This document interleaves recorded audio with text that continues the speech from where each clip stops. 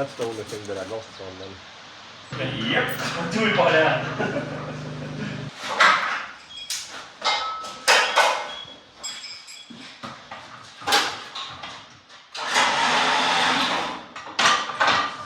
Yeah, go. Perfect. So. A little scary, but I like it. It works. No, we don't. No, we're on the jack.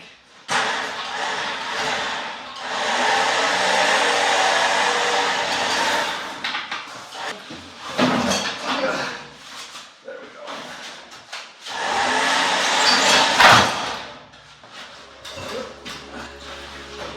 Think we can lower it a little bit. Ah, shit, it's the Precies in die... Ja. Oh, nice. That's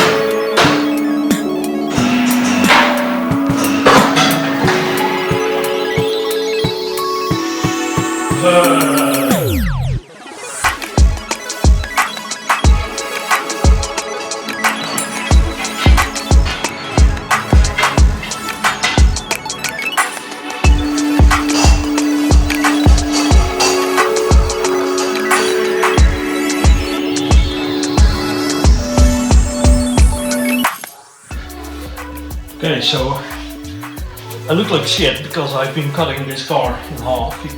I think it's just out of frame. Oh no, it's still there. So this is the back half of the car. This is the front half. What I did is I removed the whole wire loom and everything before I cut the car in two. And then it's just a few plugs and it should be ready to go. And I labeled all the grounds with the fluorescent yellow tape. I forgot this one, so it took me a while before I saw it. It was like tucked in behind the rest of the wire loom.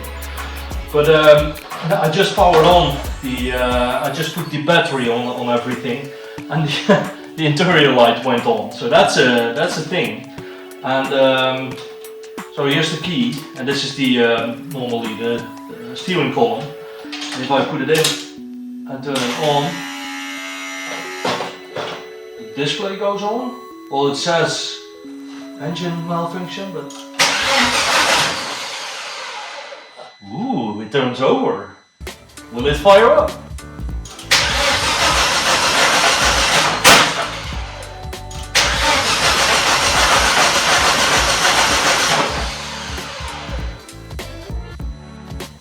Probably maybe fuel, whatever. This is the fuel tank. I did hook it up. There is power going to the pump. But I destroyed this sensor thingy. It doesn't look very important, but this used to go here. Maybe if I just hold it in my hand.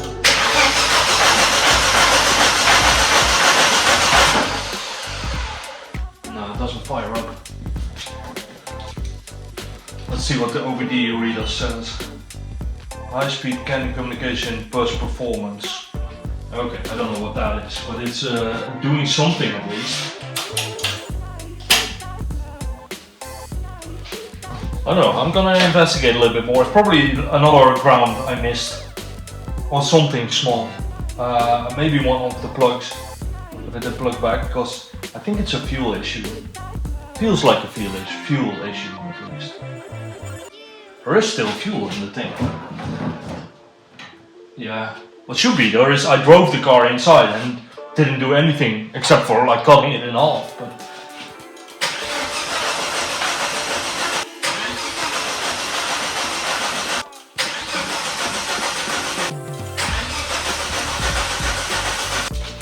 so it's the next day and I got a few responses to my post on Instagram about what might be wrong with the car. And apparently I forgot to insert the climate control, the heating controls. I'm not sure. Apparently they are part of the CAN bus system. And if the CAN bus system is not complete, it won't start, it will just throw errors. And now I turn it on, I recharged the battery because I tried to start it so much yesterday, so often yesterday that it died. So the battery is full now. I plugged this in and now there is no check engine light anymore. So hopefully if I turn the key now, it should start. I'm putting on ear protection because there's no exhaust.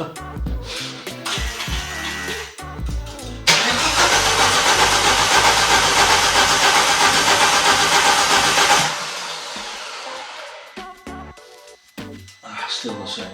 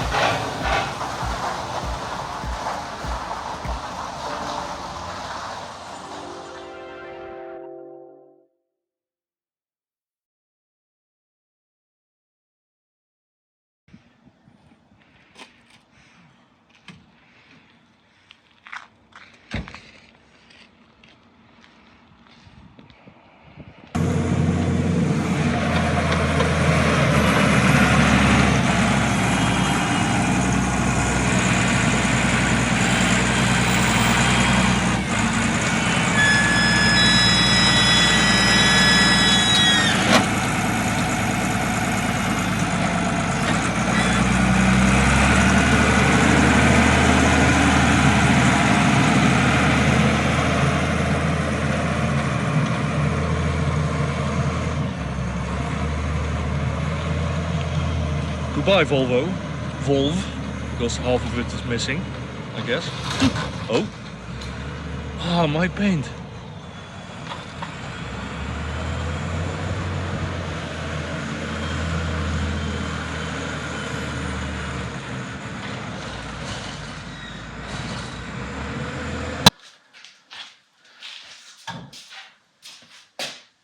Okay, I'm still not really sure what just happened, but I cranked it over for the millionth time and it started. What the hell? And the only thing I did was remove the airbag control module, airbag sensor thing. That's normally in the center console of the car. Didn't test it. Grabbed my my tripod right away to see if this is a fluke or not. But let's see what happens when I try to start it again.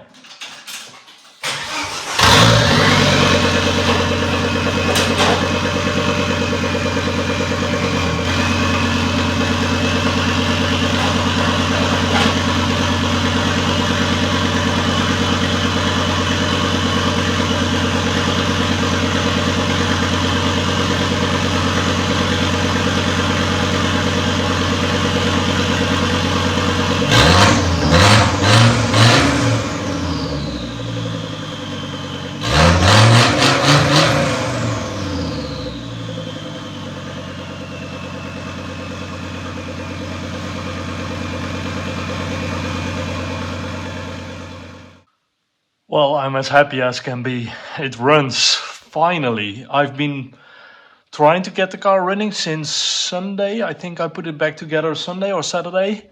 Hasn't been running, just cranked, no start. I was like, must be the immobilizer, must be this, must be that, fuel pump pad, whatever. I all the scenarios. And I got a shit ton of help from people, and I'm super thankful for that. And I tried everything I could, at least, from all the suggestions I got. And but in the end it turned out to be this stupid thing. It is the airbag sensor, normally located in the center console, like underneath your elbow. And I removed it because it was like untangled, and then I forgot to connect it, and then I tried to start the car again because I changed relay for the engine, the engine control module, and then I tried it again. I was like, oh, this is not going to happen, and then it started, and it was quite loud because there was no exhaust. I jumped from scare. So and I was like, oh shit, this is like, this can't be true. So I put back the airbag module, didn't work, and then I removed it again, started right up. Maybe it's been upside down. Maybe there's some kind of like switch inside this, like the rollover switch. And now I can finally start the next step, is eliminating modules, or eliminating parts, I should say, to see when it stops running. So I can determine which parts are mandatory for the car to run. And then I can strip down everything and then get to this like bare minimum and then start the actual project. I'm used to working on 240s, and 240s are nice because they're so simple and there is a lot of space and they're relatively light. Now for me, going on to into this adventure with the P2 platform, yeah, you can already see the amount of wires and everything. And so I'm rambling. Let's just enjoy the moment. I'm gonna drink a Coke and just stare at what I've done and what I've started. Jesus. Now that this engine runs, the next thing will be to move everything on the chassis jig back. So first I'm gonna clean up, because there's 4 days of messing around trying to get the engine running. There is all kinds of parts that are not needed probably, but the engine, that's the only thing that will be left. It has to move to the other side of the frame machine. And why is that?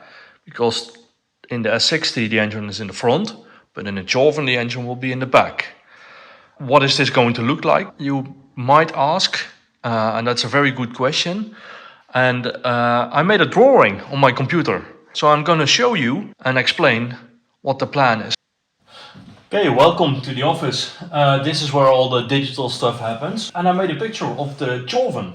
I bought that thing a year ago without frame anything. I left that all with the seller. Just bought the the body, because that's the only thing I'm going to use. Okay, so this is the Tjorven. Let me hide the body. Now we just have the outline. So I will add some wheels. This is a nice pair of Ferrari wheels. They are wheels from a Ferrari Mondial. Not the most sexy Ferrari, but it is a Ferrari. So Ferrari wheels on a Tjorven is already quite cool. Then the engine, which normally goes here in an S60, will live in the back of the car in the Tjorven. There is plenty of space. I think from top of my mind, the trunk area is 1.40 meters deep and also wide. So there's plenty of space for an engine. And also I'm going to use, and that's why I cut the S60 in half, I'm going to try to use all the suspension parts from the S60. So struts, subframe, support arms, everything. So just going to put that on the back of the frame machine as you saw before, and then put the body over it. So will be a little bit like this. Bloop. Then I need a seat, that's one given thing, and a steering wheel. So, but these are the three things that I need that are like fixed. They have a place, and it will be a shit ton of work to make it different. So the engine would be better to have it like in the lengthwise of the car, with a nice Audi gearbox and everything. But then the project will blow out of proportion. So I'm going to try to keep it as simple as possible. That's the key in this project. Keep everything as simple as possible and then improve in the future. That's the same thing as we do in software development. Make it simple first, make it work. See if the audience, which is me in this case, likes what you build, and then continue from there. So that's what I'm going to do. So these parts will be here, and then I'm going to build a tube frame chassis to connect all the things together. In the front there will probably be a similar subframe with steering components, everything the same as in the back, but without the engine, from an S60 or V70 or whatever. So it will be literally copy paste from front to back. So you can just use the steering wheel, steering column, the dashboard. Maybe also you would be surprised, but there is actually more space in the Tjorven for the dashboard than there is in the S60. So the Tjorven is wider apparently, inside at least. Okay, so that's that. Then there will be a frame, at least underneath the car. And then the big problem that I have with this body is that there is this center firewall. There is this wall between the two parts of the car, and I am not sure, but I think that will be a very important part of in the rigidity of the body. And since this polyester is from the 60s or 50s maybe, if I remove the wall, then it might crumble and start to crack and everything. And so I try to keep, just cut the underside and then keep as much as possible just to keep it as strong as possible. But then the big issue I will have is the roll cage. So there will be a roll cage in the back and in the front. But what I would love to do is to be able to lift the body up and down to be able to work on the car more easily. And the problem is the body is 1.60 meters high, and then that means that you have to have at least 1.60 meters in the frame, and then you need another 1.60 meter to lift the body off, and then a few more centimeters. So 170 plus 160 is more than 3 meters, and that's the room I have in my workshop. So being able to remove the body vertically is not going to happen. But it would be nice to be able to move the body in any form, maybe horizontally or whatever, maybe in two parts, I don't know. So I could do a frame in the car and then be able to move the rear part of the car, and then I can, so let me just quickly chop that up. So it will move like this, maybe. The Lancia Delta S4 had a similar setup. You can remove the whole back of the car. Maybe with some wheels that I can attach to just roll it out. I don't know. This is the big question. So building a frame will be one challenge, obviously, but also then being able to remove the body from the frame. I was suggested to use some kind of like junkyard crane, so I can remove the body vertically outside the workshop. that might be nice, but then I have this like ugly junkyard crane standing around in my yard all the time, and that's also not really an option. So yeah, that's going to be a challenge. Maybe I can make something where the roll cage together with the body moves. So it stays like this. So more like a body on frame design that American cars often have. So like a horizontal ladder frame, so to say, with all the components to it. Then I don't have to lift it that high, because then I can just remove the seat, go vertically up like a meter or whatever that's necessary to clear the engine and the steering column, and then go horizontally out. So yeah, if you have any ideas on something that's simple, that's important, simple to make, then please leave that in the comments. And I will be spending this winter probably to come up with some plan to make this happen. Yeah, that's it. Thanks for watching this video. I hope you enjoyed it, and I hope you enjoy the things that are going to come next year and the year after probably. But hopefully one day I will make a video for me driving this thing in reality, preferably going to Street Week, because that's the goal. Drive Street Week with this. So yeah, so like and subscribe. Bye.